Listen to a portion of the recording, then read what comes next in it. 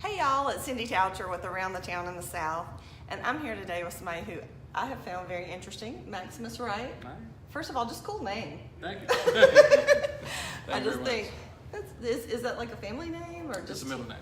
Oh, I like it. Yeah, thank you. Anyway, Maximus has Phoenix Rising Entertainment, and I told him I think he's very modest because he has that on his Facebook page. He's director for Phoenix Rising Entertainment. He actually created Phoenix Rising, so he not only is the director, he's everything. So, I have a lot of help. I do. You do. I have a lot of help. Well, first of all, the thing that I guess you're probably your biggest project is you have a movie Yes. that came out this past fall, and you said you've been tweaking it a little bit, and it's called Soul Damage. Yes. Tell us a little bit about this, because this is the most interesting thing.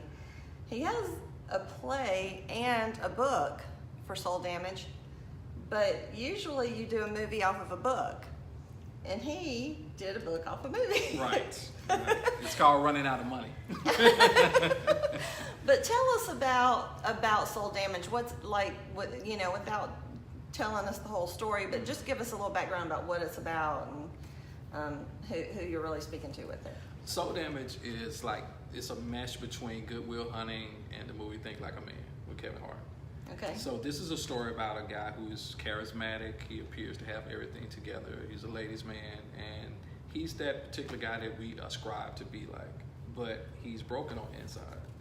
So he experienced a lot of abuse growing up, mental, physical, and sexual, and it has prevented him to have, lasting relationships with anyone, not just on a professional level, but on a personal level.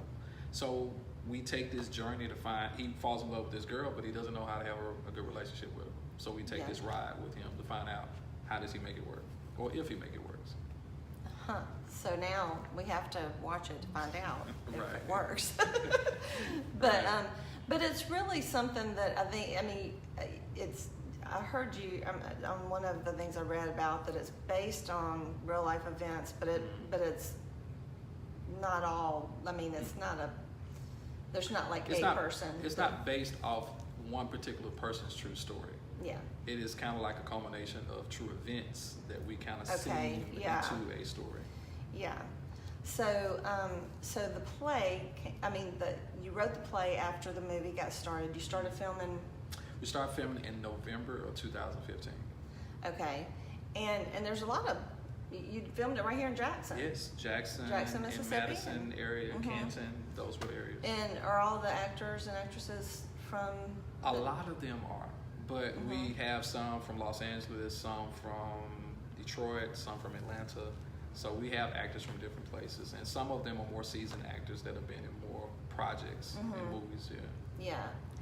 Now, from this book, you in the middle of it, you ran out of money, so you wrote the book to get more interest drummed up. Right. Which really I think is great because it's more accessible to more people. You can get the book on Amazon. So if you want to know the story, which it sounds really interesting, I'm looking forward to it. I think I'm going to get the book because I'm afraid, I am going to go see the movie. I'm going to go ahead. I just blew that one. I was going to surprise y'all and tell y'all later that you can see it next week, but you can see it next week. Don't hold back. Just give it to me. Yeah. At Tech Jackson. It's an event going on next week at the Jackson Convention Center on Tuesday and Wednesday. All day. It's a free event, but at 7 o'clock on Tuesday and Wednesday night, they're going to be showing Soul Damage, so you can go see it. Yes, absolutely. And so if you aren't available Tuesday and Wednesday night, you can go to Amazon and get the book. Absolutely. So you can do both. Oh, do both. Yeah, do both. So from this book, Soul Damage, and what I've read is that a lot of people were kind of down on the main character, Sirius's mom, and everything, and so another book came out of that. So tell us about that, because this is the one. When did that book come out? It came out in the same year. Okay. Yeah, okay. I was writing for it. Yeah. Yeah, it's called My Name Is Lola. I didn't like the way a friend of mine. I didn't like his critique of the main character's mother because in my mind she was a victim. Right. But the way she was perceived by him and others, it was kind of her fault. Yeah, yeah. And the thing about it is, I think that this is probably not, unfortunately, not an uncommon story. Mm-hmm. I think a lot of people just struggle with relationships and career paths and everything because of what happened in their childhood, but they just don't really know how to deal with it. And I think that it's one of those things just to bring it to light and say, this is something that you can overcome and deal with. Trauma is a real thing, and when we started talking about trauma, I didn't know I was accidentally entering the trauma field until they asked me to speak at a trauma conference. And I'm like, what is this I'm about? an expert. Right. So these were just stories I knew. But come to find out that trauma actually reshapes the brain. It reshapes the brain chemistry and the dynamics of it. So this is not something that people are just not doing or are doing because they just don't know how to do better. There is literally something impeding them from behaving correctly. Wow. Yeah. Well, and it's just a really neat way that you've gone about bringing it to somebody's attention, because some people may not would have looked for help. Right. And they may see this and relate to it and say, there's hope for me. It's not that something's wrong with me. It's something Absolutely. that I just haven't learned to deal with yet. So now you do have another book coming out. Yes, coming out hopefully in July. Okay. And can you tell us a little bit about that, or is it a surprise? Well, it's not a surprise. I have this thing with complicated characters. Complicated characters really fascinate me. Complicated subjects really fascinate me, because I'm saying, how can we talk about it? I'm always trying to figure out how can we create dialogue to make this conversation happen. So this is a book called Prophet, and it is about a young man who interviews fallen preachers. And he actually goes to a prison where one guy has allegedly in there for murdering his lover's husband. And they have this discourse about religion, about humanity, that ultimately changes both of their lives. So it's an interesting thing. So are these other books going to be movies too? I hope not. My friends, the ones who've read the first couple of chapters, is like, this needs to be a movie. But I tell people, making a movie is literally the hardest thing I've ever done. It is like getting your PhD and going through a divorce at the same time. Oh my gosh. Yeah. And there's something wrong with people who want to make movies, so that tells you a little something about me. Well, there's something else that you do. You called it a master class. Yeah. So tell me about that. Well, our master classes started because there are a lot of people asking, how do I get in film? How do I write a script? And we started offering classes where we're trying to train, because I just think Mississippi has the greatest pool of natural talent in the world. Yeah. So from that, I started getting asked a lot of questions on, how did you write a book, or how did you write 2 books in a year? And I knew I was getting ready to write this 3rd book, and there were so many people asking me. I said, well, we're going to create a mastermind group, and you'll go through what I go through. We'll create a secret group on Facebook. We'll collab there. We will meet. We have writing sessions, and I'll show you when I'm up at 3 o'clock in the morning saying, I don't want to do this, and why did I do this? How do I work through that? So we're on track to have 7 to 8 pieces of work published in July. Wow. So it's like a support group for writers. It is. It's a coaching and support group. That is so neat. Yeah. That's so neat. So your background, you are from Yazoo City. Yes, I am. And you live in Madison, Mississippi now. So now, growing up, did you aspire to write books, to do movies?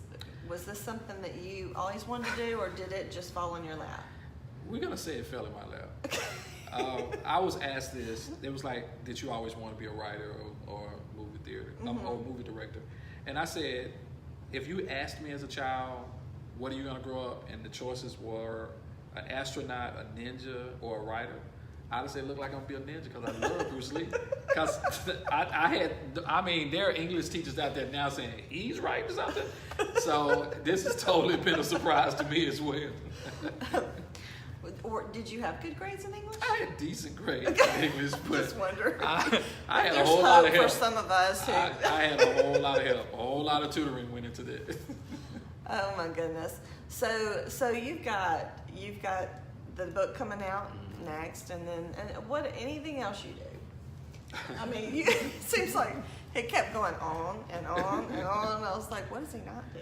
Well, this is like a discovery period for me. You know, all of this is like, I never thought I would be doing any of this, but this is the one place where all my gifts make sense. Yeah, and you did say your background was in theology? Yeah, it was in philosophy, religion, and English. That was my major in Tulu. Okay. And I thought I was going to law school. So, you know, I thought I was going to be a lawyer. But you became an honest man instead. No, I'm kidding. I'm kidding. My attorney friends out there, y'all know I'm kidding. I can't pass up a good lawyer joke. So this is where we are, and it's been an exciting journey, and I don't know. We're gonna see where it goes. Okay, and now after this week, we're all going to try to go Tuesday or Wednesday and see at Tech Jackson at the Convention Center to see the movie.